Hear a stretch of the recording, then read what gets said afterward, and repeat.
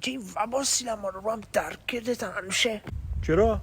نمیدونم برو بالا جلال عطار داروش بگیر. جلال عطار کیه؟ جلال عطار نمیشناسی؟ برادر ناصر قنات. چطور توی محله زندگی بکنی؟ من رو برم میاد، من رو برم این هیکل برم اونجا بگم دارو وباسیل بده. برو بگیر. این دفعه یعنی چه رو برم یعنی چه؟ برو بگیر. من نمیرم، تو برو. و معاملت میگیرم. دست درست، برو هم بگیر. چاکرم میگیرم. آقا جلال خوبه؟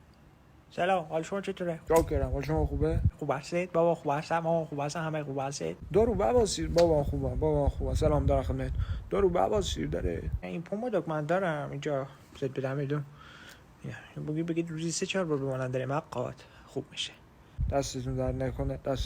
مقاد چی هنوش؟ حالا میگم. کجاشه دقیقا؟ روشه یا توش همه؟ نمیدونم، ممکنه روش باشه، ممکنه توش هم باشه، خبرش ندارم. یا لازم شد توش هم بکنم. تو مقاد میگم مقاد چیه؟ حالا میگم شما براتون ماشین بیشی میام میگم. روزی 3-4 بار بکنم خوب بشه، خودش خوب زودی خوب بشه، همشون نباشه. موجز داره. بله دستتون در چه قمش چند باید بدن خدمتتون. سلامت قابلیت نگید.